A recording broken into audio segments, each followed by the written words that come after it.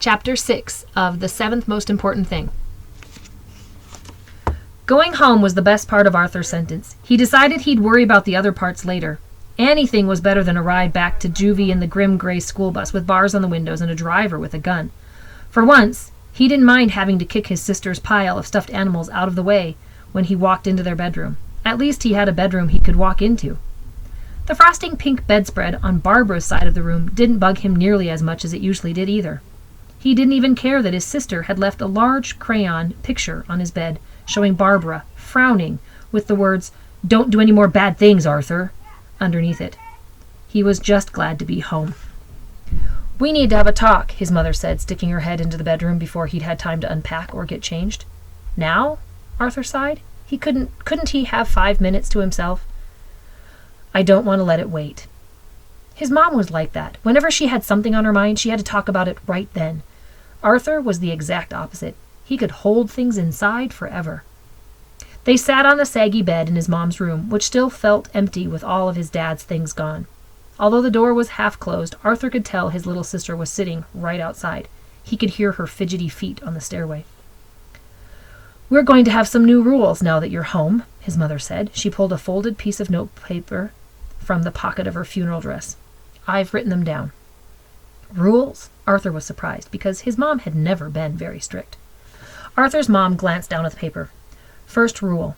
You are going to talk to me more when you are upset. I mean that, Artie." She looked at Arthur, her mascara still smudged from the day in court.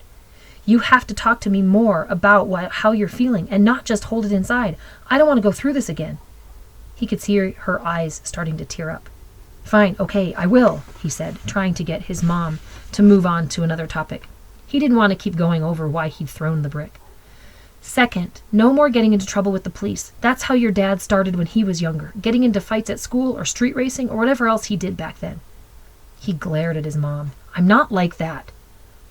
It kind of made Arthur mad that she would say this to him, but deep down, he couldn't help wondering if she was right. His middle name, Thomas, was from his dad, but that didn't mean they were the same people. Or did it? Until he threw the brick, Arthur had never been in trouble with the cops before. "Well, I just want to make sure," his mother said in a not very convincing voice. She looked down at her paper again. "Third, you will come straight home every day after school to watch Barbara." Okay. Arthur wasn't really sure why this was a new rule. He'd always watched Barbara. His mom folded up the paper and stuck it back in her dress pocket. "Last, and this is hard for me to say," his mother's voice shook a little. "We have a lot of bills right now. Until I find a new job, things are pretty tight, okay?" Arthur knew his mom was working a couple of waitressing jobs to make ends meet. He also knew that some of their money problems were due to him, since the court had said they had to pay the junk man's hospital bills. "That's it." She reached out and gave him a hug. She smelled like soap and hairspray. "I love you, and I'm glad you're home." "I'm glad to be home, too," Arthur said awkwardly, feeling embarrassed. It felt like he'd been away for months.